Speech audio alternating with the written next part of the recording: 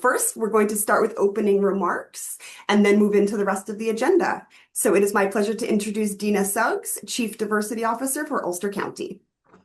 Thanks so much, Vanessa. I'm also absolutely delighted to be here. I used to work at the US State Department and worked a lot with international visitors and did many projects with Ukraine. So I'm particularly excited for this morning.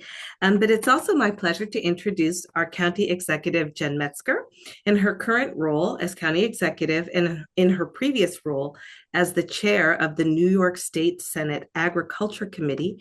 Executive Metzger has prioritized support for local farms, which she sees as critical to our economy, food security, and our region's heritage. Executive Metzger, please. Thank you, Dina, and good morning to our sister community, Chernivtsi Region. It's so wonderful to be with you all again, and I want to thank the Regional Council and all of our honored guests on both sides from agriculture for being here. I couldn't be more happy that agriculture is the first topic of our exchange. And I want to thank the Regional Council for suggesting that we start with this topic. I also want to thank our Ulster County farmers who are participating today, because I know how hard it is at this time of year to take time away from the farm. So thank you. Ulster County and our Ukrainian sister community share in common a strong agricultural heritage, and agriculture remains a cornerstone of the economy for both of us. For our Ukrainian partners, agriculture plays an additional very important role right now, bolstering food security as the country defends itself from the unjust invasion by Russia, and our hearts remain with you in this challenging time. And for both our regions, we face another food security challenge, the threats posed by climate change. As many agricultural regions of the United States and the world increasingly face issues with droughts and water shortages, it's all the more important to us that we keep farming strong locally to protect our long-term food security. Ulster County is fortunate to be rich in water resources, but we face many other challenges related to climate change. And I'm thrilled that we're going to be talking about the work of our respective communities today to improve sustainability and resilience in our agricultural sector. That's been a big focus of ours in county government. And this past year, we actually launched a grant program, a farm viability and sustainability grant program to help our farms with services, equipment, and production costs to build both economic and environmental sustainability. This past year, we also completed an agricultural and farmland protection plan for our county. This was a much needed update. We hadn't updated our plan in 3 decades, and a lot has changed in that time. The plan is a comprehensive roadmap for sustaining and enhancing agriculture in our county, and we'll share a link with our Ukrainian partners for you to read at your leisure. One of the great needs of our farms and a top recommendation of the plan is to improve access to low-cost capital. And to help meet this need, we are establishing a revolving loan fund for farms and agricultural businesses, which we hope to have up and running in the first or second quarter of 2026. So, for many generations, farming has been an integral part of our county's DNA. It's as rich and bountiful as the soils that we are fortunate to have. And we have some of the oldest continuously operating farms in New York State, dating back centuries. And we're also very fortunate to have many new young farmers who are bringing new ideas and practices and grow a diversity of products. We're very proud of our diverse agricultural sector, and we're thrilled to have the opportunity to share information about it with you today. But we are also extremely excited to learn from you. And I really look forward to this morning's discussion. So I want to thank you again for being part of this dialogue. And I now would love to turn it over to the chair of the Ulster County Legislature, my partner, Peter Criswell, to say a few words. Thank you. Thank you, County Executive Metzger. And good morning, everyone, and welcome to this first gathering under our historic sister community partnership. Really exciting. As chair of the Ulster County Legislature, I'm honored to welcome our colleagues from the Chernivtsi Region Council to what I hope will be one of many, many productive exchanges between our communities. When we unanimously passed the resolution creating this partnership last April, we committed ourselves to more than just words on paper. Today's focus on agriculture and cultural exchange represents exactly that kind of meaningful collaboration we envisioned, bringing together farmers, producers, and cultural leaders to share knowledge, build relationships, and strengthen both our communities. I want to welcome and thank the diverse groups that we've assembled here today. From Ulster County, we have representatives from our agricultural sector, tourism, arts and culture, soil and water conservation, and economic development. From Chernivtsi, we're joined by members of your regional council representing multiple factors and factions, along with leaders in agricultural policy, investment, and tourism. Your collective presence demonstrates the breadth and opportunity in this partnership and the collaborative spirit that will make it successful. Ulster County has deep agricultural roots, as the county executive has just said, and a thriving Ukrainian heritage, particularly in Chernivtsi. This connection makes our partnership not just logical, but natural. We have much to learn from each other, and I'm excited to see what we'll accomplish together. Thank you, everyone, for being here today. Wonderful. And before I turn it over to Deb Dewan, I'd like to, if there's anyone in the Chernivtsi region who would like to give some opening remarks before we turn it over to Deborah Dewan.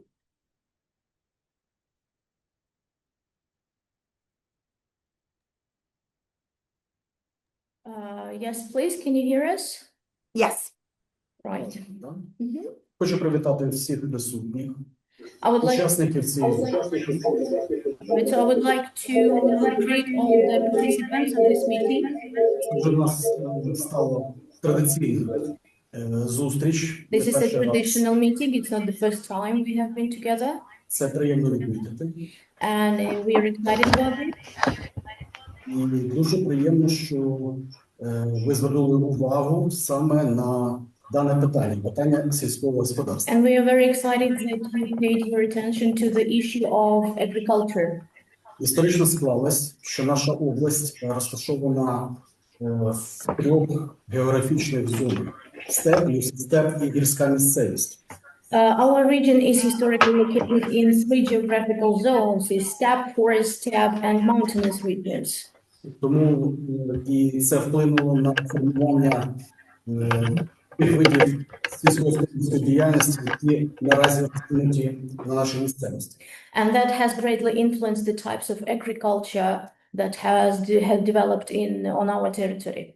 Я маю надію, що в майбутньому наші зустрічі на такі життєві тематики I do hope that in the future our meetings for such current topics будуть більш частими, are going to be more frequent, і ми зможемо ділитись досвідом and we will have the opportunity to share experience розвитку нашого сільського господарства. in development of our agriculture sector.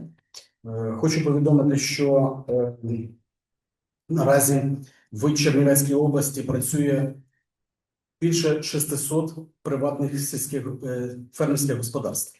I would like to inform you that at the moment there are more than 600 private farms operating in Chernivtsi region. В плані виготовлення сільгосппродукції наша область є самодостатньою. In terms of agricultural production, our region is self-sufficient. Вирощуються зернові культури. We grow grains, we grow legumes. В степовій зоні у нас чудові сади, і для порівняння в Чернівецькій області, наприклад, зосереджено 40% птахівництва від всієї України. Right, the steppe zone is proud of its orchards and gardens, and for the comparison with the whole of Ukraine, 40% of poultry production is located in Chernivtsi region. Я сподіваюся, що результатом нашої сьогоднішньої зустрічі I do hope that as a result of our today's meeting, буде поглиблення стосунків не тільки на рівні адміністрації, а й на рівні фермерських господарств. we're going to deepen not only the relationships between the administrations, but also on the level of agricultural participants. Так. І я би в свою чергу хотів передати слово Бортич Лілії. And I would like to pass the word to Lilia Bortic. Крім того, що вона є депутатом обласної ради, Apart from being an MP at the regional council, керівником фракції, вона є і керівником великого досить сільськогосподарського підприємства. she is the head of the fraction here at the council, but she is also a head of a large agricultural enterprise. Да. Hi, Lilia. everyone. It's a pleasure to have met you and to spend the next hour with you. And basically, my task is to make sure I acquaint you with the agricultural sector of Chernivtsi region to understand what do we have in common, what differences we have, and what points there could be for our future cooperation in agricultural sector. Yes, I'm a farmer. I've been in farming about 20 years, and very few women are in farming in Ukraine. It's mostly a male-dominated sphere, but here I am. My farm is relatively small for Ukraine, but it's quite a sizable size. For Ukraine, it's a mid-size. It's about 3,000 hectares of land, which is multiplied by 2.5. Is it okay if I say hectares, not acres, rather than acres? Otherwise, I have to be confused all the time and think of conversion rates. And then tons, not bushels, also, if it's possible. So as my colleague has said before, that our farming, Chernivtsi region is the smallest in Ukraine. And we have the least arable land here. The least means in acres about 1.2 million acres in total in our region, which is very small because the rest of Ukraine has huge farms of 100,000 hectares, 200,000 hectares, which is really huge plots of land. But traditionally, because we're situated near the mountains, near to between two rivers, and we have the highest populated area of Ukraine also is here. That's why we have very small plots of land, and our field sizes are also very small, which leads to, of course, at the moment, arable farming being number one in our crop production. That's grains, that's soybeans, that's corn, that's sunflower. But if we talk about the turnover and what makes us different from other areas is, of course, orchards, which I compared when I read up on Ulster County. I see we have a lot in common there as well, because although we're very small, but we are number two in fruit production, apple specifically, in Ukraine. And we produce export a lot. Where we are lacking on storage and processing, on basically making sure what we produce has added value. But I think you understand what I'm talking about, because most of the farmers in the initial stages are dealing with this issue. And one of the major issues about having extra added value is about the cost of money which we're using. So I was very happy when I heard that you have the Agri-Farm Protection Plan. Well done to you, and well done that you understand how to protect your farmers and you understand where the money comes from. And 20% of our regional GDP comes from farming, which is quite a lot. So we are an agricultural farm. Number two sector, which makes us very strong, is not just poultry production, but turkey production. We are number one in Ukraine, about 40% of Ukrainian production of turkey. Which is also very big, and there is a lot, of course, opportunities there in processing and in feed factories for turkey, because turkeys do eat a lot. We have pig farming, and we have very small sector of cattle farming. As my colleague has said, we have about 600 enterprises, which are businesses, but 70% of our arable land is being processed by private households, which are very, they're not aggregated, they're individual. Cooperatives are not strong in our country. Everybody, probably it comes from our historical heritage, when during the Soviet times all the land has been taken into kolkhoz, and we had huge farms, huge kolkhozes, but at the moment people prefer to work on their own land, do their own things, and there is issue of trust. But of course, as time comes, slowly it changes, and we see the opportunity in cooperation, co-opetition, rather competition on that as well. So we would also be interested in your advice and your experience on those things. And of course, we're also always interested in new technologies in any type of processing to make sure we go from a large scale crop export commodities into the processing and high value added products. It could be any opportunities, like anything. We don't have actually possibility of individual fast freezing of fruits and berries. We don't have enough puree, fruit puree factories. Basically anything which would go into the deeper processing, that would be interesting for us. Luckily, we are far away from the war zone. Luckily, we are surrounded by Moldova on one side and Romania on the other side. It gives us the infrastructure advantage because we are on the main road to Constanța port in Romania. So when the full-scale invasion has started, it saved us, and it saved basically agriculture of the rest of Ukraine, because we have been the major infrastructure port. When the big seaports were closed down, we were able to export huge amounts of grain by trucks to Constanța and by railroad, so which gives us a really huge advantage. And also because it's a smallest area, so we know, everybody knows each other. I guess same way as in Ulster County, everybody knows. So if everybody is interested in an investment, or everybody, somebody wants to come in, there is always somebody who knows somebody. And it's always like, let's get together and let's see how we can solve this issue.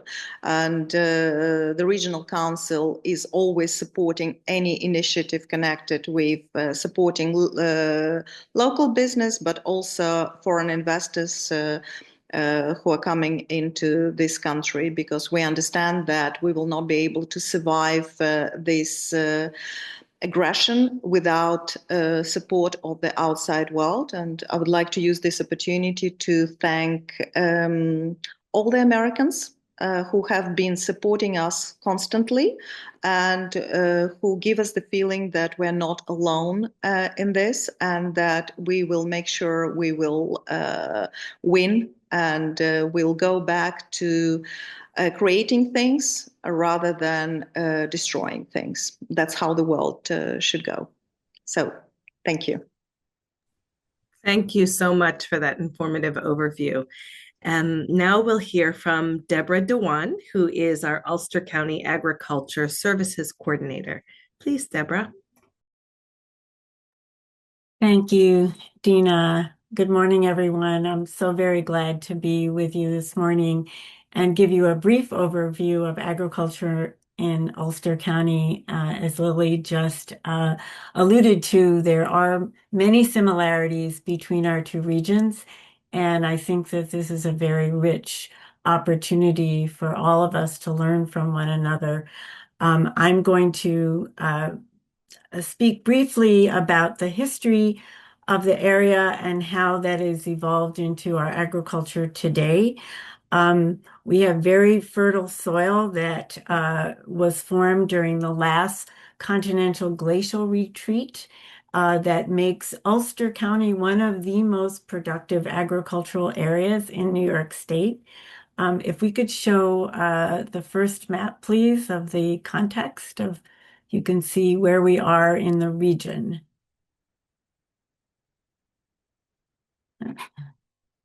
Okay, great.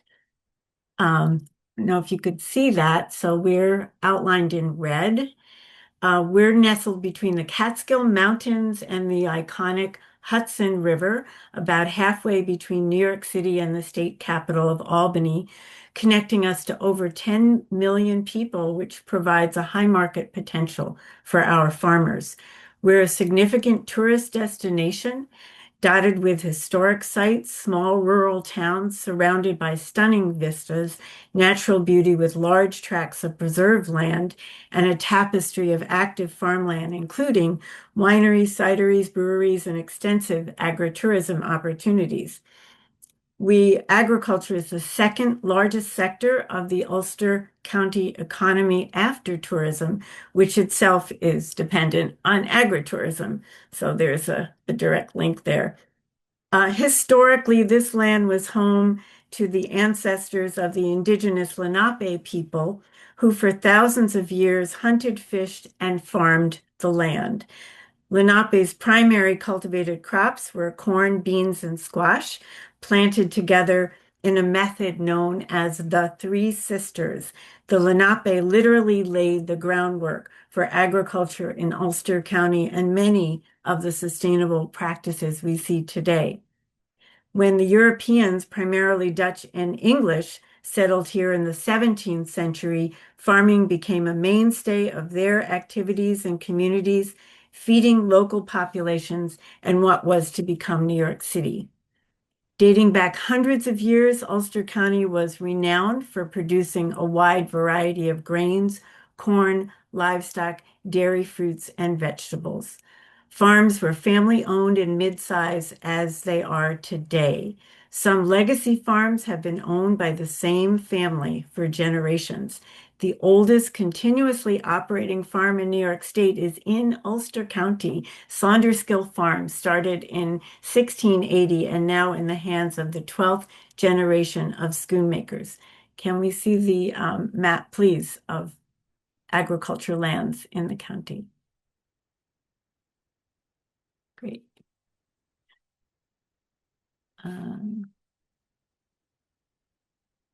It is coming soon.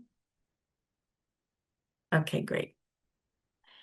So this is actually from our Agriculture and Farmland Protection Plan that the county executive mentioned. That's such an important roadmap for all of us. In the 2022 USDA census, it was indicated that we have 486 farms covering 10% of the county's total land mass, which I believe is about 300,000 hectares, over 30,000 hectares in farming, with an average farm size of 61 hectares. Ulster County is number 3 in apple production in New York State, so we have that in common, with over 80 active orchards and fruit growers. There's been a sharp decline in dairy, and larger farms in recent decades. However, mid-sized farms are still very common, and there's been a marked increase in small farms of 10 to 49 acres, which is about 20 hectares.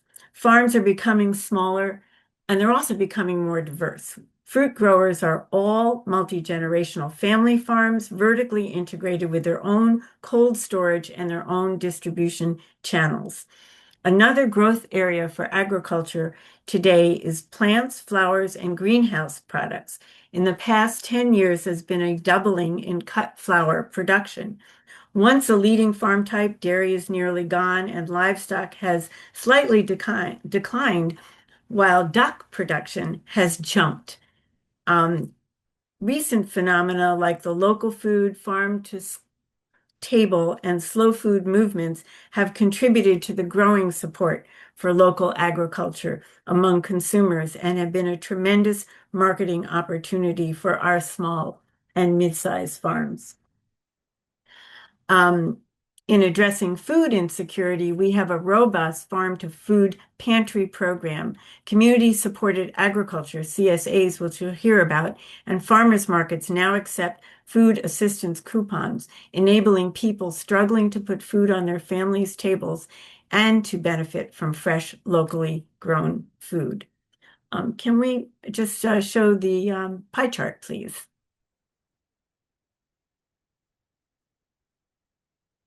Okay, we have about 30 different crops grown in the county. The 5 top are apples, forage for livestock, vegetables, soybeans, and corn. And the highest number of acres were in production of sweet corn, pumpkins, and tomatoes. Most vegetables are being grown for fresh market, not processing. But I will say value-added production is of great interest in our sector. Ulster County farms have an extensive support system in science, academia, and the nonprofit sector, which provides invaluable technical and hands-on resources for farmers. From Cornell University's College of Agriculture and Life Sciences through Cornell's Cooperative Extension and the Hudson Valley Research Lab to local providers such as Ulster County Soil and Water District and ag-focused nonprofits like Roundup Valley Growers. You can remove the slide, thanks. So I just wanted to end by saying with unpredictable market forces, climate change, and extreme weather events, plus development pressures resulting in the need for farmland preservation programs and other externalities puts a lot of pressure on farmers. At the same time, we have a strong, innovative, resilient, and close-knit agricultural community, which gives us all hope for the future. Next up, you'll meet a few of these. We want to highlight our farmer experts in these areas who will share their stories and perspectives as they are the ones doing the work, keeping our farmland productive and contributing so much to our communities. Thank you. Thank you so much, Deborah. As Deborah mentioned, we're going to now hear from experts in the field in Ulster County. First up, we have Wes Hanna of Solid Ground Farms. I see Wes. Perfect. Take it away, Wes. Hi. All right. You can hear me okay? Great. Okay, so we're a small but vibrant farm. My name is Wes Hanna. My wife and I run Solid Ground Farm in Kingston. We have about 40 acres overall. We grow right now about 15 acres of organic diversified vegetables, primarily through our CSA, Community Supported Agriculture program. So the CSA model works really well for us. Instead of individual sales, a customer joins the farm as a member for the whole season and receive vegetables each week. So we have a direct season-long relationship with the customer who pays an upfront cost for the veggies. So it's one sale and then they're with us for the entire year.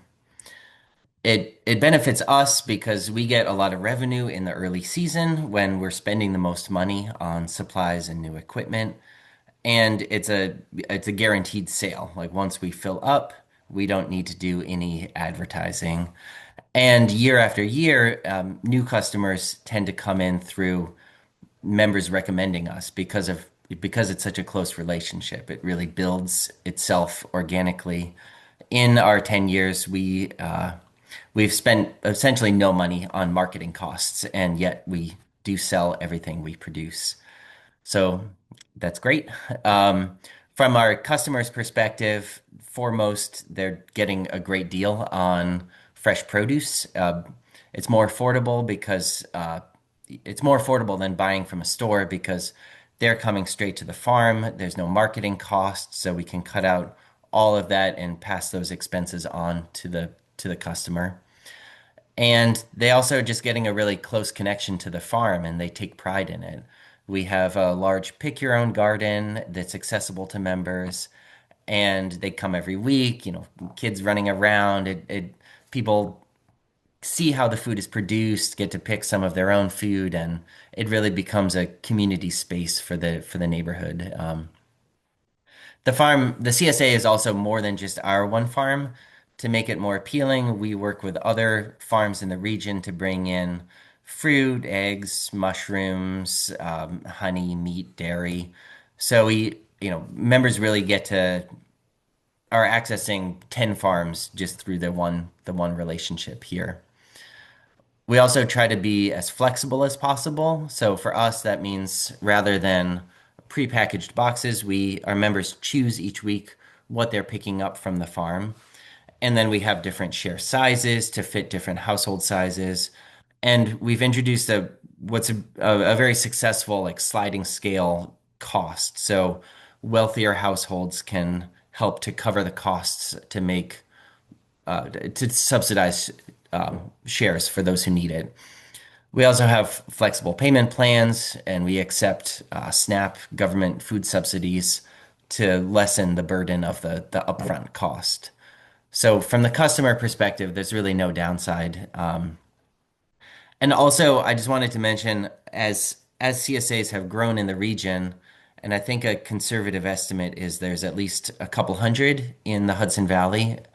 We've started to look for ways that we can work together as farms. So in 2016, the Hudson Valley CSA Coalition formed, made up of CSA farms in the area. And we support each other through things like pre-made marketing materials so that every farm doesn't need to create their own infographics and advertising and social media content.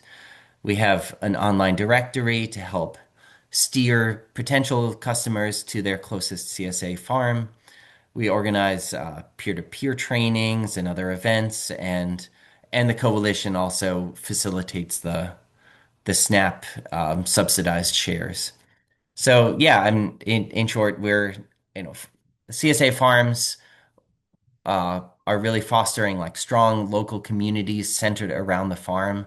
And we also are starting to develop a strong community of CSA farms in the region. That was it in a nutshell. Happy to talk more. Thank you so much, Wes. More to come with your expertise. Mhm. Oli, am I pronouncing that correctly? Mackay, would you like to say a few words? Sure. Can you hear me? Okay. First, I want to say hello, привіт. Від Ulster County і добрий вечір всім, що є в Chernivtsi. I'm a second generation Ukrainian, born here in the United States, but my family hails from the Chernivtsi region. I'm recently retired from farming, but what we did is small-scale agriculture. We started direct marketing through using a fax machine and using telephones because we were growing up here in Ulster County and our markets were 50 to 100 miles away. So that was our very early years. And then the technology became available to do a CSA model using the internet. And our CSA model was a little more flexible than some of the older ways of where you would commit money up front to a farm and receive product over time as the growing season progressed. We provided the individuals that were buying our products to order online and just order what they wanted every week. And we started out with a cooperative model of 2 farms. We grew mostly vegetables. We had some egg production and we had berries. And then we added additional farms that produced other materials or other products such as fruit, and we added poultry, we added beef, we added mushrooms, we added vegetables that were not being produced by us. So we turned out to be a cooperative of about 11 farms. And each week we received orders from our individual customers via an internet platform. And we were able to then let each one of these producers know what they needed to provide us with each week. And we managed the accumulation of all these different products from different farms. We would do the packaging of the individual orders from these different farms, and then we would do the distribution. And our model was intended to provide the best service for our customers, our consumers, as well as a very good return for our fellow farmers that were working with us. So we would charge a very minimal, let's say a 3% markup on the product that they provided us with.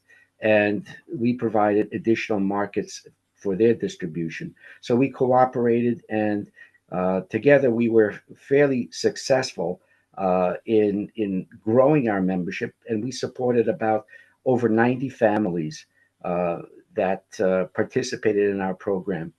So that was a model that we enjoyed working with, and it had very wonderful results for the farms that we cooperated with.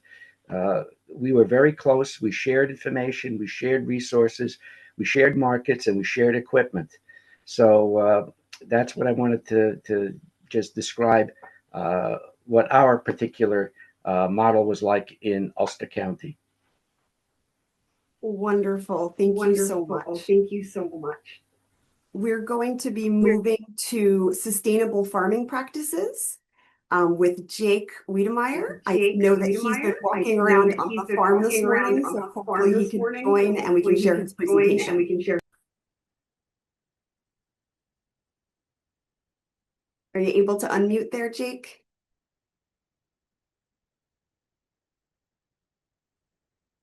Unmuted. Good morning, everybody. Thank you for having me. My name is Jake Wiedemeyer. I work with the Ulster County Saltwater Conservation District. I had to jump in my truck because of the wind, but we're actually doing a sustainable practice as we speak. We just completed a rotational grazing system, and that's very important in terms of soil health, moving nutrients around, providing ample forages for animals. So I'll show you what we do here in Ulster County. Next slide, please. So we're dealing with unpredictable weather. We have extended droughts and then a lot of extended periods of precipitation, a lot of rain. And we worked with this sheep dairy, and they had a difficult time accessing their best pastures. So we installed an access road so the sheep, their udders weren't dragging in the mud, and also they could have better equipment access with the tractors to haul water. Next slide, please.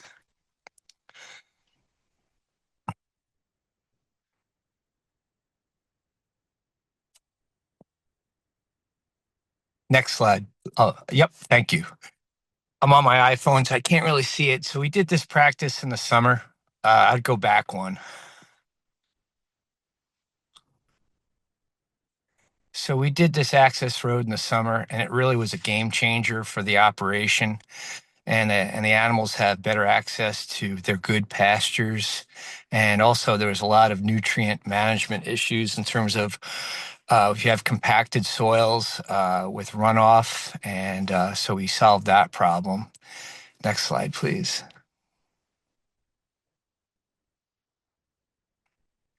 And these are projects from this year. We've been very busy. We've put in multiple rotational grazing systems, and I'm at one farm right now, wrapping that up. And so instead of having animals concentrated, or trying to eliminate barnyard areas, So again, we do a rotational grazing plan, and we help manage how to parse out pastures so they could literally graze from May through November, right around now. So that reduces forages that have to be made, reduce fuel consumption. And a lot of people have full-time jobs, keeping the family farm going. So having a rotational grazing system where they can manage it, one person on their own, is very helpful. Next slide, please. A lot of other things we do that's critical for sustainable agriculture and to keep farmers in business, irrigation systems. We're doing an irrigation expansion system, hopefully before the snow flies, and with adequate irrigation water. We're dealing a lot with mixed vegetables, sweet corn, pumpkins. But if they have ample irrigation throughout the farm, they could do better crop rotations. Through better crop rotations, they could break the disease cycle. So this is a big game changer. We're also trying to wrap up a barnyard project. And the photo in the middle shows where cows congregate and they beat up the soil, and there is nutrient runoff. So if we could contain those animals in the barnyard with a covered barnyard where they could eat and they could poop, then they could collect that manure in the spring and spread it on their fields. And it's difficult to spread manure if it has rocks in it. That's how you wreck a manure spreader. And then the photo on the right, that's the installation of perimeter fence for rotational grazing system. There's some really good fencing contractors. They did 35 acres in 2.5 days. Okay, next slide, please. We have a lot of prime farmland in river valleys, in flood zones. And what we've done is, instead of planting crops where it's prone to flooding and the soils are wet, we might as well restore it to a riparian buffer. And we did that. This is a project from this spring using our no-till drill. So a lot of these flooded areas have a lot of weed seeds transported, in the floodwaters, and there's a weed called mugwort that is very difficult to control. Next slide, please.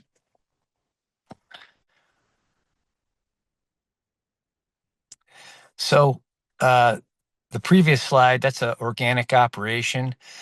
And instead of spraying for the mugwort, we use buckwheat to smother out the mugwort. And this is a photo I took of the mugwort to outcompete the weeds. And the nice thing about buckwheat is you could terminate it by mowing it. Once it reaches the flowering stage, they just brush hogged it, they mowed it. Next slide, please.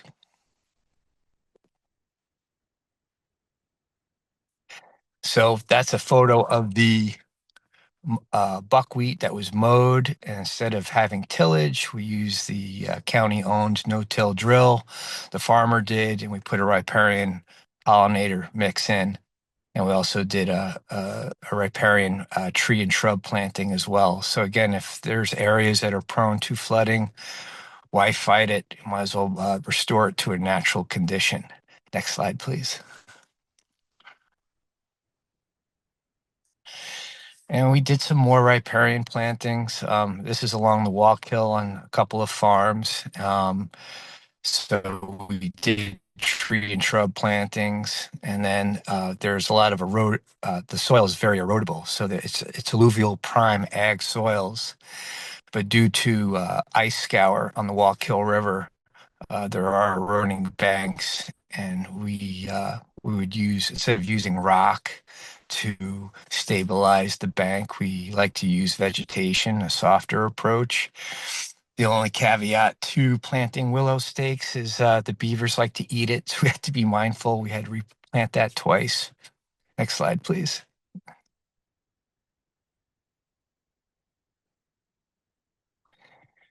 This is a big one. A lot of this started in 2022 when we had increased input costs and poor commodity prices.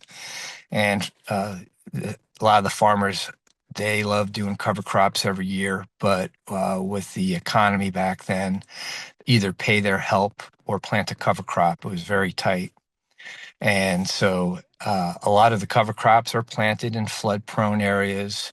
So the first year, it takes a couple of years for adoption. We did about 500 acres of cover crop in 2022. Now there's up to 1,600 acres that we have to certify this year that we're cost sharing, and the county's helped us with that as well.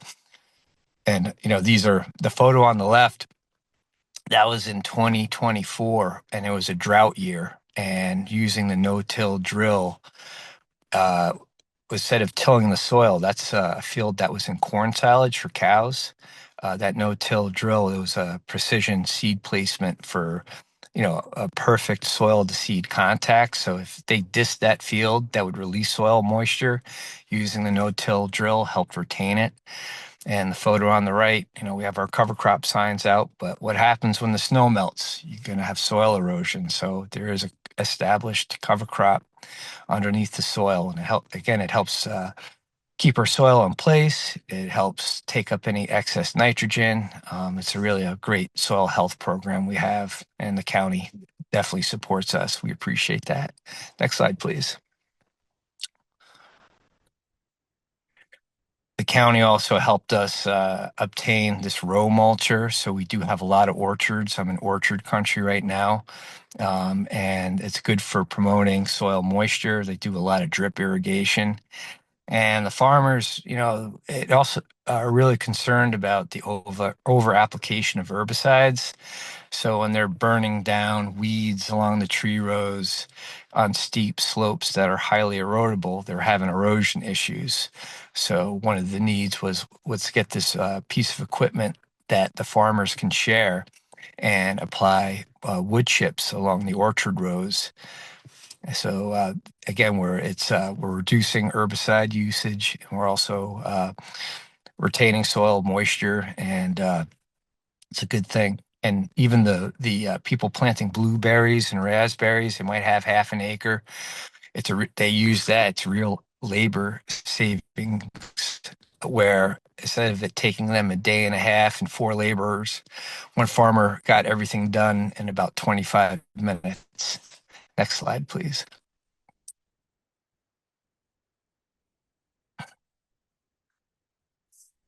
So we've expanded over the years. So it's all about adoption, and people talk to one another.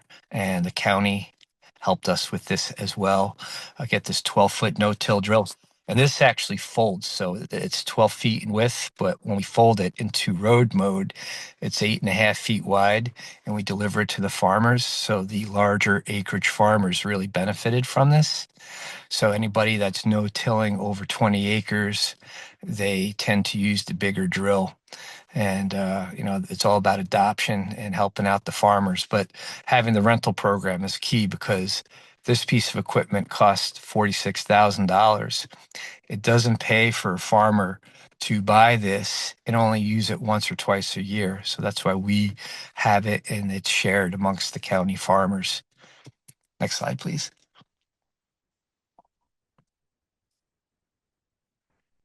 And here we are. The county also supported us with purchasing a lime spreader. And lime is a very integral part of farming here, because we have acidic soils.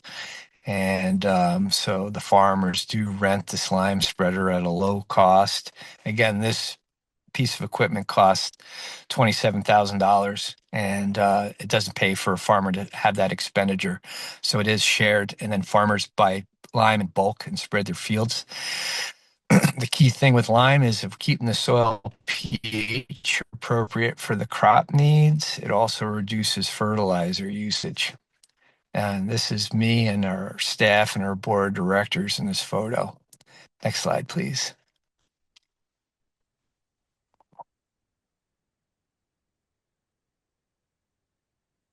And that's it. Thank you very much for your time.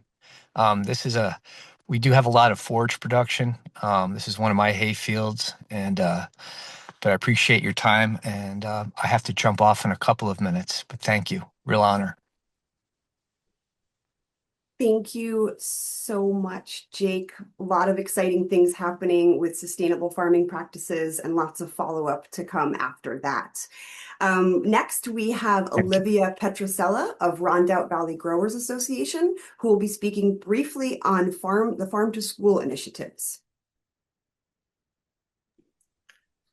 Hi, everybody. I apologize for my voice in advance. I'm recovering from some type of nasty cold right now.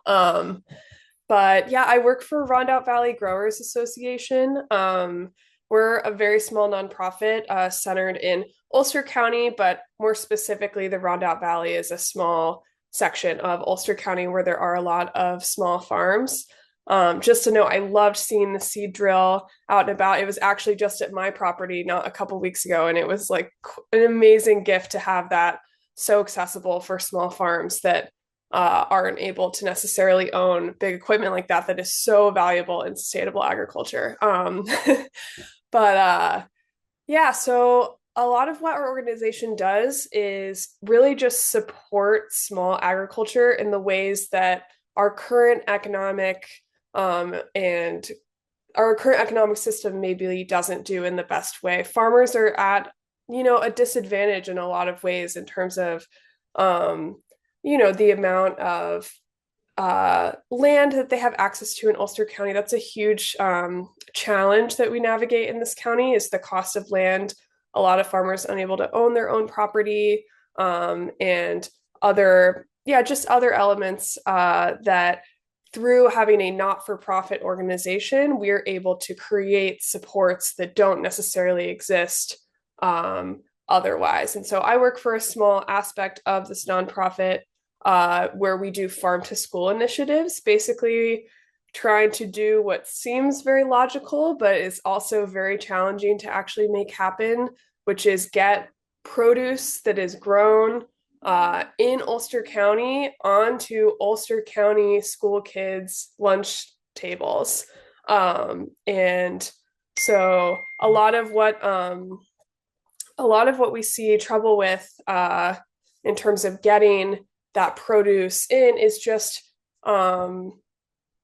navigating the many restraints that many government organizations are under, including the school system, just whether that's cost, whether that's just the logistical side of things. And yeah, so a lot of what I'm doing through the organization is connecting farmers that are interested in having this really meaningful wholesale market, which is young students in school, and making it easier for them to sell directly to their school district.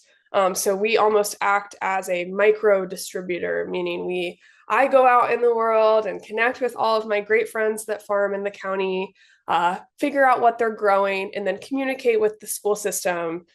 These are things that they seem trivial, but it's a lot of legwork that would be really hard to navigate as a school system that's got a bunch of other things on their plate.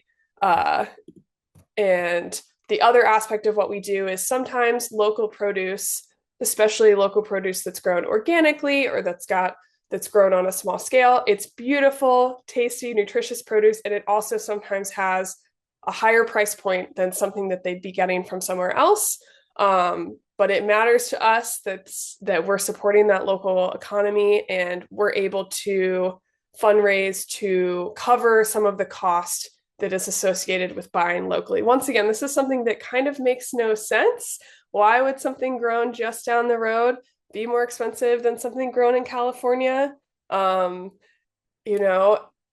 lots of reasons, but with running a not-for-profit, we can try to honor the interests of our students, of our local growers, and of our, county members of our county by covering some of that cost and selling to the school at a price they can afford, and also making sure that farm to school doesn't mean our farmers are having to do additional community service by selling at a lower cost point than is profitable for them. We want this to be a win-win. Farmers are getting paid what they need to get paid to keep their operations going and viable, and schools are getting it at a price where it makes sense for them and they can continue to feed students.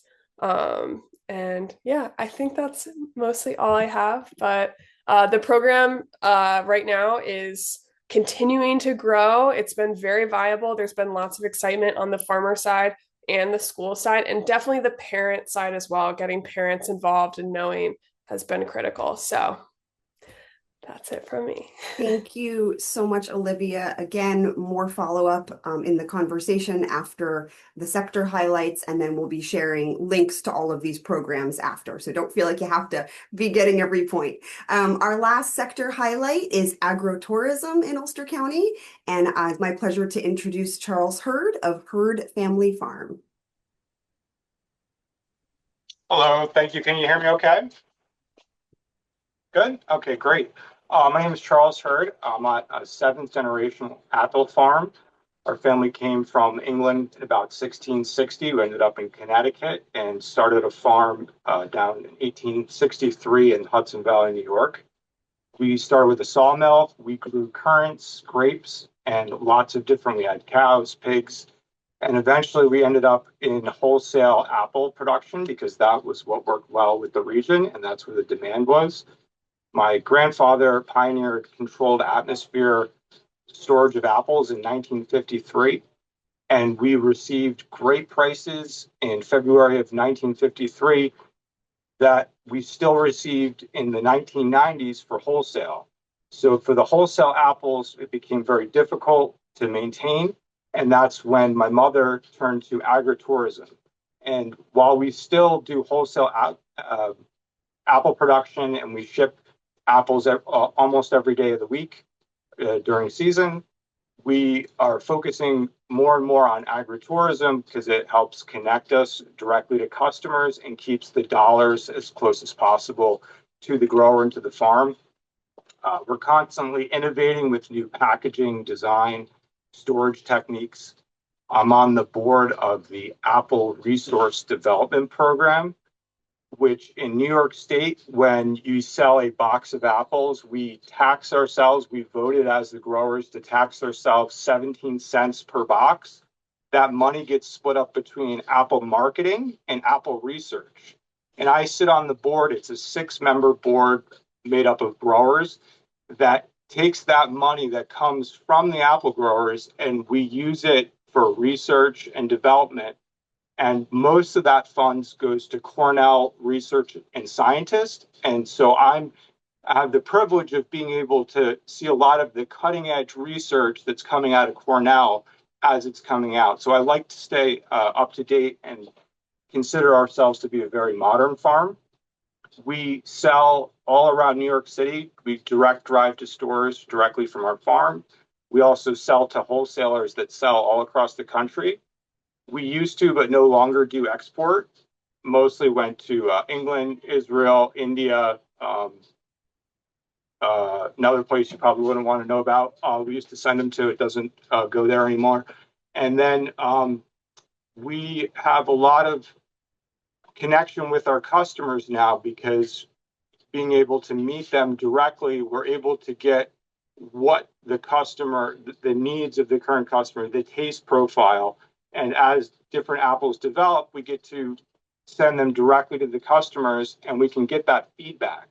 And it's a great way to be able to interact and be able to grow the wholesale side of the business to be able to help sell into the supermarket.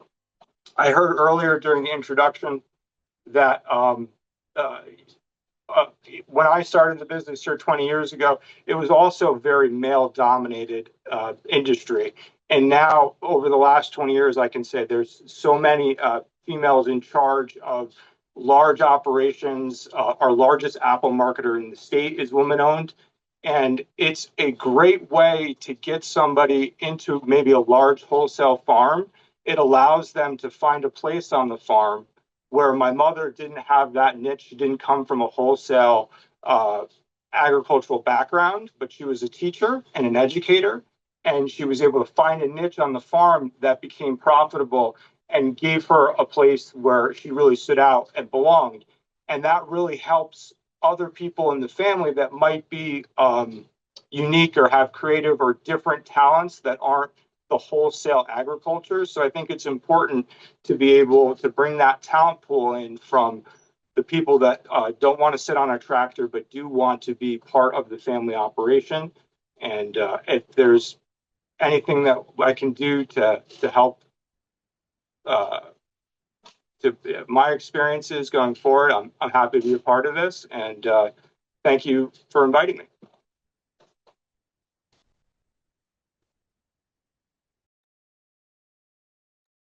Thank you.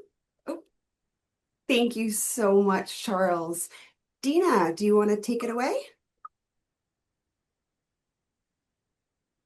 I thought we were going to hear from Lisa. Oh, I'm sorry, Lisa. Sorry, I'm so sorry. Lisa, our Director of Tourism for the county, please.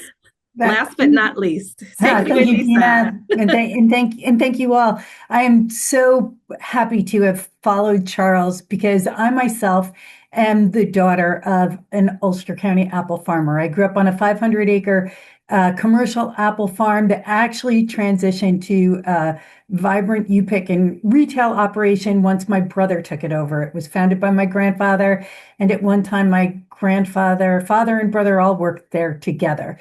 So I'm really thrilled to be here. And in my capacity as the Director of Tourism, we sponsored not that long ago a forum on how agriculture in the county is changing, how it's increasingly young and increasingly female. So Lily, I too was very interested in hearing how your farming is increasingly leaning as female, because it seems as though that's the future of farming here as well. Just so that you know, tourism is a $1.1 billion industry in Ulster County. Visitors spend that amount of money here. And without a doubt,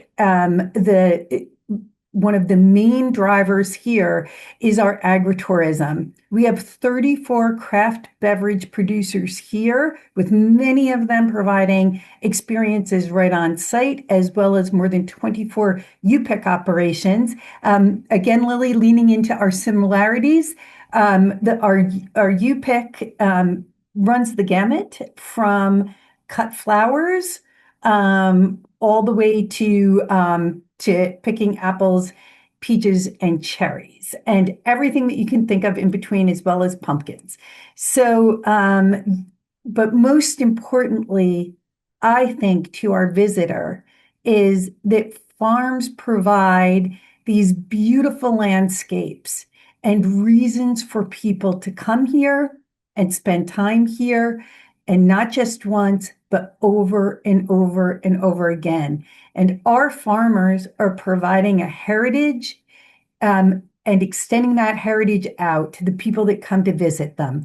And so it is critical to what we sell, and we couldn't do it without the passion and the dedication of the people that you've heard from already. So thank you all for this terrific exchange. Thank you so much, Lisa. And thank you all. I learned a lot. And I actually was one of those tourists who used to come from New York City for weekends for years before I actually moved to Ulster County. So thanks again. And now we'd like to turn it back over to our colleagues in Chernivtsi. So I'm not sure who's up. It seems as though Mr. Ural Bodnar might be next, but we would like to turn it back over to you. Thanks for hanging in there. We're really looking forward to learning more about your context and your agriculture. Thank you.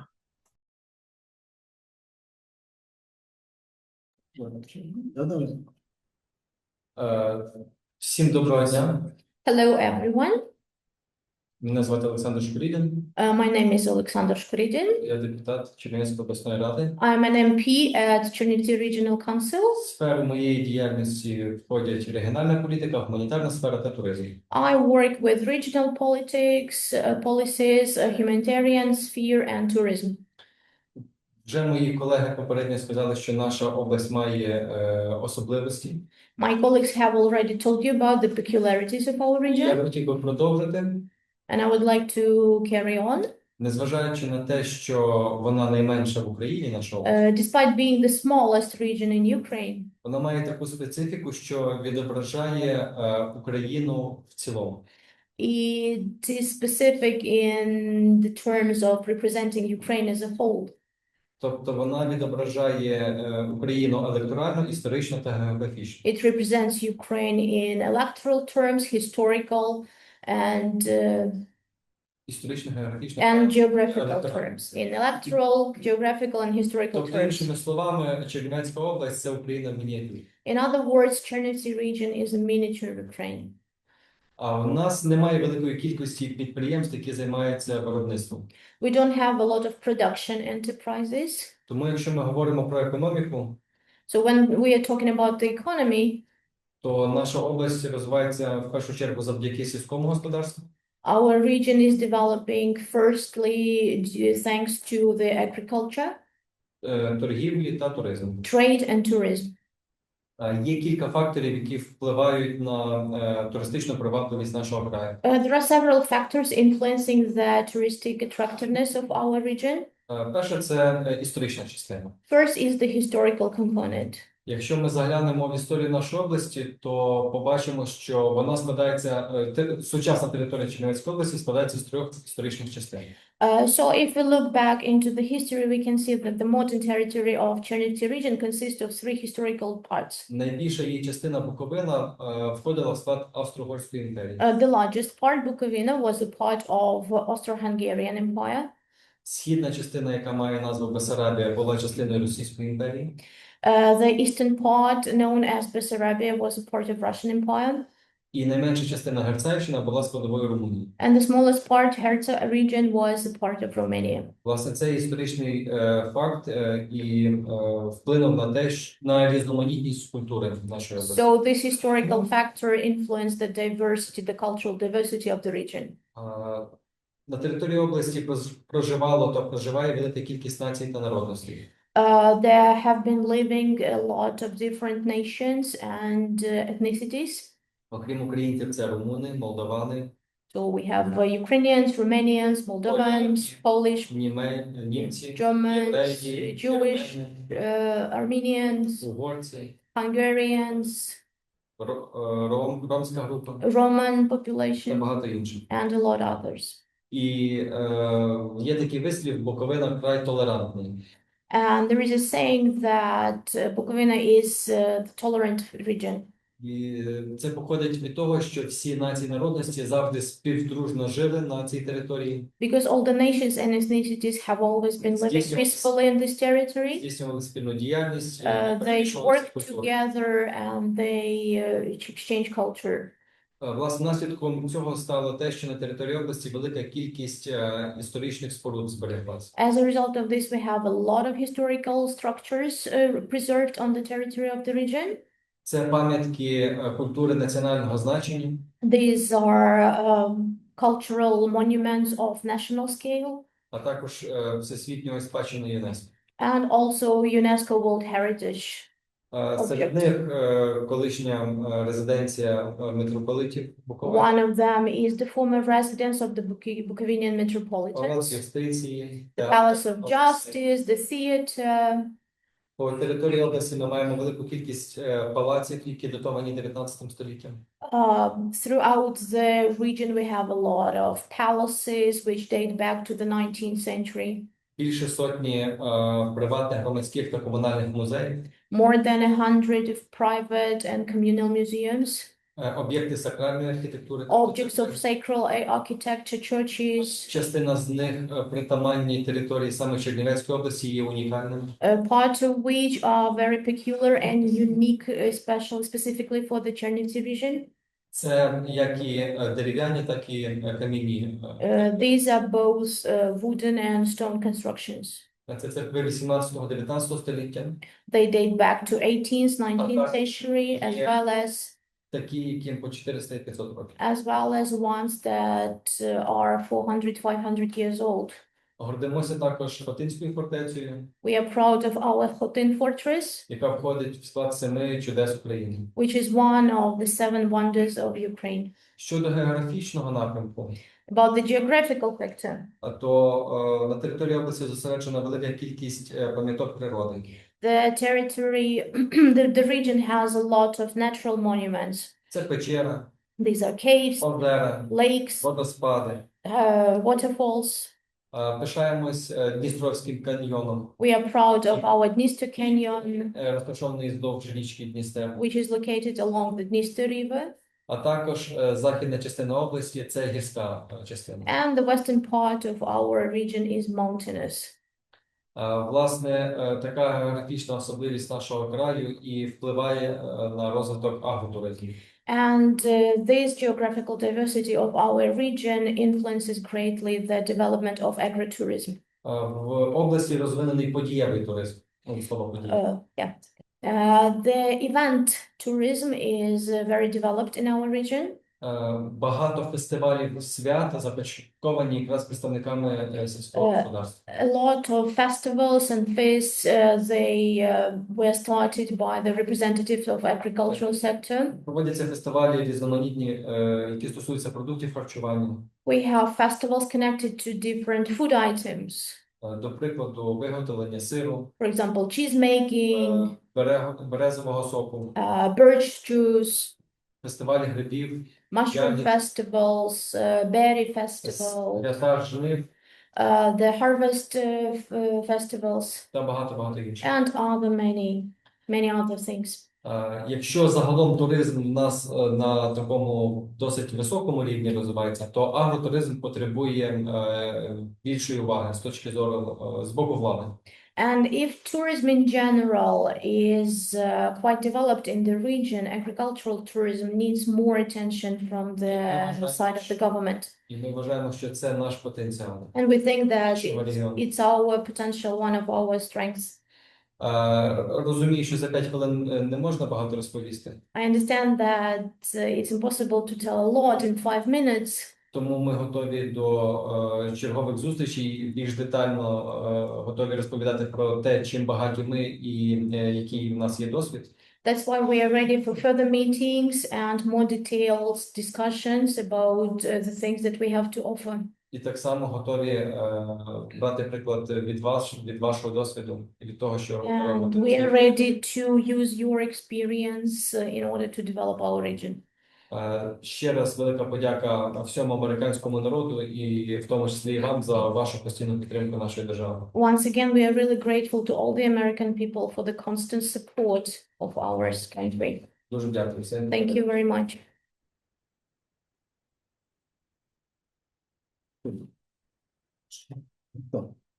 Вітаю всіх. Мене звуть Михайло Хмелевський. Я працюю в обласній військовій адміністрації і відповідаю за галузі інвестицій і туризму в регіоні.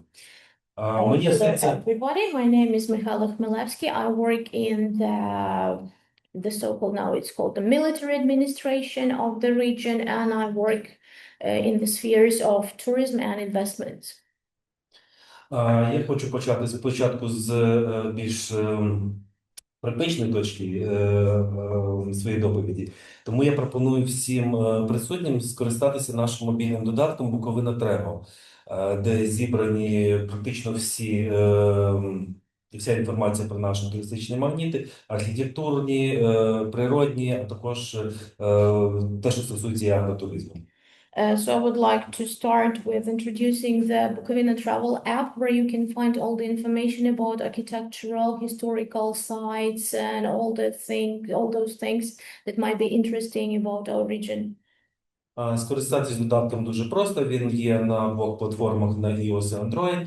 І якщо ввести в Play Market або в Apple Store слово Буковина, перше це буде Буковина Travel. The app is available for both platforms, for iOS and for Android, and you just start typing Bukovina in the search field, and the first app that comes up, it's ours. Додаток розроблено на 3 мовах – українська, англійська і румунська, тому скористатися буде дуже просто. It operates in 3 languages, Ukrainian, English and Romanian, so there would be no problem using it for you. В додатку є майже 500 об'єктів, які стосуються всіх наших туристичних магнітів, стосуються готелів, садиб зеленого туризму та ресторанів, де можна скуштувати крафтову їжу. There are more than 500 places of interest, including the historical and cultural sites, hotels and restaurants where you can try local craft cuisine. Додаток оснащений міні-відео, завдяки яким можна дуже яскраво подивитися, що собою уявляє Буковина. There are many videos that you can watch and vividly imagine what Bukovina is. Що стосується самого розвитку туризму на Буковині, то можу сказати, що завдяки агресії Росії проти України туристична галузь в Україні, в тому числі на Буковині, переживає не дуже гарні часи. What I would like to say about the tourism in Chernivtsi region and in Ukraine as a whole is that due to the Russian aggression, this area has been on decline for a while. Майже повністю відсутній в'їзний туризм, тому ми розраховуємо тільки на внутрішнього туриста. The foreign tourism is almost absent these days, so we are completely reliable on internal tourism. Нашою перевагою нашого регіону є те, що наш регіон майже самий безпечний в Україні. Our advantage is that our region is one of the safest in Ukraine. Тому за останні 3 роки кількість туристів у нас в регіоні збільшилася. That's why for the last 3 years we have had more tourists in our region. Для того, щоб підтримати нашу туристичну галузь, нами військовою адміністрацією було спроектовано кілька проєктів, які трошечки підтримували і агротуризм, і взагалі туризм, активний туризм, і гастротуризм. Our administration has developed a few initiatives to support the tourism, and this concerns both agricultural tourism and event tourism and gastronomical tourism in the area. Такими проектами була підтримка туризму серед внутрішньопереміщених осіб і серед дітей. For example, we supported project aimed at helping tourism within internally displaced persons and among children. Але, мабуть, самим цікавим, самим яскравим проектом був наш проект, який називається мандротерапія. But probably one of the most vibrant and interesting projects was the one called travel therapy. Цей проект був призначений для того, щоб військові, які проходять реабілітацію в Чернівецькій області, в лікарняних закладах Чернівецької області, могли мандрувати і проходити реабілітацію через мандру. It is aimed at the military personnel that has been on treatment in Chernivtsi hospitals and help them rehabilitate through travels around the region. Крім заходів по активному туризму та огляду архітектурних та природних локацій Чернівецької області, ми використовували також агротуризм. А саме, ми вивозили хлопців на великі поля, де вирощують квіти. Це були тюльпанові поля, піонові поля, трояндові поля. So apart from traditional active tourism and historical and cultural sightseeing, we also used elements of agritourism. For example, we took the guys, we mean the military personnel, we took to the flower fields, to tulip fields, peony fields, rose fields. Наші військові, серед яких більша частина це військові з ампутаціями, які на протезах, змогли відвідати квітучі яблуневі поля, відвідували рибалку, відвідували маленькі крафтові виробництва, де виробляють сири, виробляють мед, виробляють гриби. Our military personnel, a lot of whom are people with amputations, the ones that are using prosthetic legs and arms, they have been able to visit sites where they could, such sites as apple orchards, fishing sites, they went fishing, they watched cheese and honey production processes. Великою популярністю дуже користувалися заходи іпотерапії, тобто катання військових на конях. And one of very popular events was the horse therapy sessions, where the horse therapy sessions where the guys could ride horses. На 2026 рік ми маємо плани по створенню нового підпроєкту. Це буде проживання військових на реабілітації на гірських полонинах біля ферм, де виробляють сири.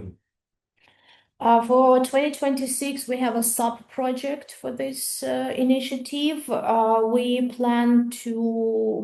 plan for the military personnel to reside in the mountainous regions near the enterprises that produce cheeses. Тому що це по словах лікарів та психологів. Свіже повітря, гарні краєвиди, крафтова їжа та спілкування з побратимами – це створює найліпші умови для реабілітації і лікування. Because according to doctors and psychologists, the surroundings, the fresh air, the mountainous nature, the activities, the communication with their fellow brothers creates the best opportunities for their rehabilitation. Оскільки такий проект є, можна сказати, унікальним, то ми запрошуємо і американських партнерів також приєднатися до цього проекту і бути присутніми на таких заходах. As this project in its way unique, we also invite our American partners to take part in it and to see how it all goes. Все, дякую. That's all from our side. Thank you. Координатор. Yeah, coordinator, please.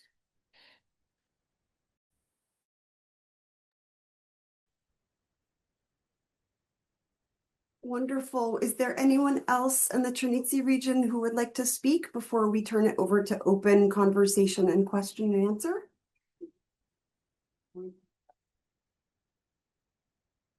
Okay, so just in the interest of time, we've scheduled this for approximately 90 minutes, meaning we have just about 7 minutes remaining.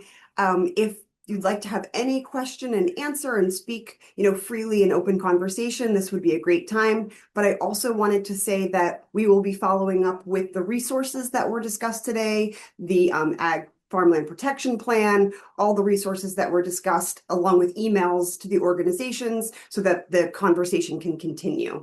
I'd like to turn it over to Executive Metzger now, if you'd like to start a conversation or give any closing remarks. Oh, you're muted, Jen.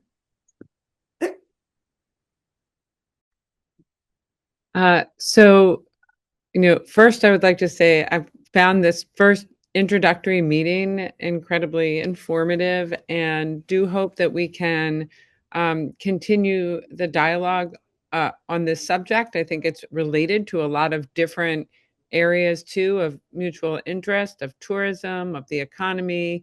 I really, understanding that these are not normal times for your region and for Ukraine, the impacts on tourism, the impacts on exports, on everything. It's a very challenging time, but we are hopeful for the future and look forward for ways to continue to share information and ways to cooperate. And if there are I don't know if Lily's still on the call, but if we may want to think about ways to maybe directly connect some of our farmers for conversations, direct conversations among them on topics of mutual interest. I think that could be really interesting, understanding that the time is pretty precious on farms, depending on the season, but we're probably coming up on a good season for those conversations when things slow down a little bit more in the winter.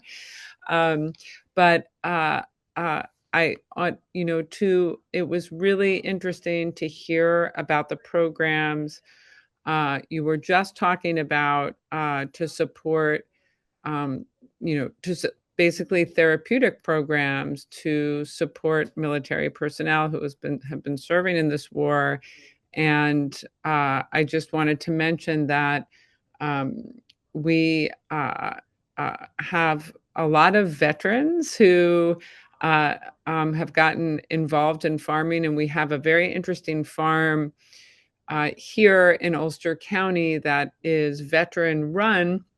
That also provides housing for veterans and teaches them farming practices, organic farming practices, and just provides all of that therapeutic value that you were talking about. So there is so much therapeutic value in just connecting with nature, connecting with the soil, and growing things. But I do think that this is a great first conversation, and we look forward to ways to continue these conversations with you. Thank you. Would it be possible for me to say a few words? Please. Yeah. I would like to thank all the farmers who shared their experience because it was really interesting. While you were speaking, I was already checking out what is CSA. So it's community supported agriculture. It's a new term I've learned, and it's really interesting to learn about it because that's actually a very interesting business model. So you don't need to rely on the banks. You can rely on your own community. And then they basically know the face of the farmer who is growing their food, which is extremely amazing. I also like the idea of farm to school initiative.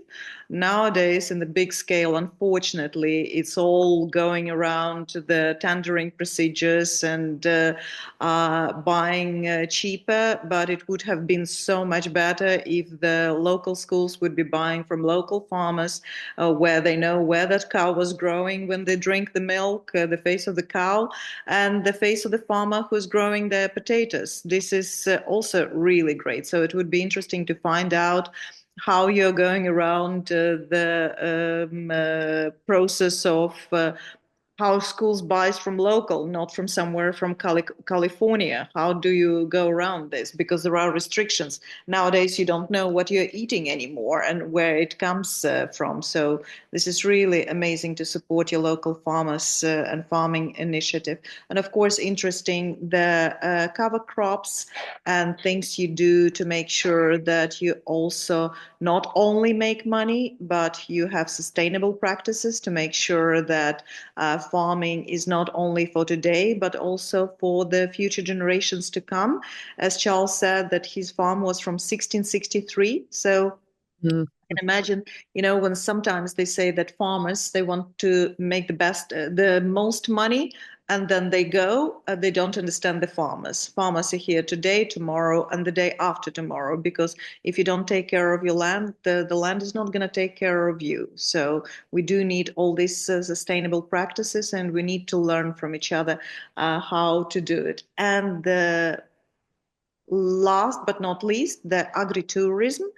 Honestly, I was really impressed when I've heard that it generates $1.2 billion in revenue for the Ulster County. That's wow, that's amazing. That's a really huge amount. And then basically this is the combination of agriculture and tourism and allowing the local farmers to benefit and to get that added value without going into the commodities. So unfortunately, we don't have it here. We don't have that notion. We don't benefit. Of course, probably right now is not the best time for it. But on the other hand, when we have the whole country on fire and Chernivtsi region is now one of the safest places, thanks God, at the moment, that could be interesting, where there are no big commercial hotels, no big companies, but local farmers, local small rural area businesses can invite and create places where people from more dangerous areas can have a safe haven. Yes, and of course, meanwhile, supporting themselves and making sure that they have sustainable development, and then they continue even in those difficult times. So yes, this conversation was to some extent an eye-opener for me, something new I could learn. But of course, it's not possible without the support of the local councils and local executive branch. Because it's basically about the vision and understanding. It's a process on both ways, up, down, bottom up, up to down, because then we need to find a common ground and have a common vision on how to help local farmers, because they are basically the base of your economy. And we need to look not just like to milk the cow, we need to feed the cow to get the best milk of it. So really grateful, and this is just the beginning. We will share, because I preferred, it was a very short time, so I do have presentations about our region, about a way we can cooperate. I'll ask Yuri to send it to you later on after that so that you can get some information out of this. But I prefer to have this one-to-one conversation face-to-face so that we can use more time to hearing each other and feeling each other. So this is just the beginning, and look forward to our future cooperation. So thank you so much for this meeting. Thank you.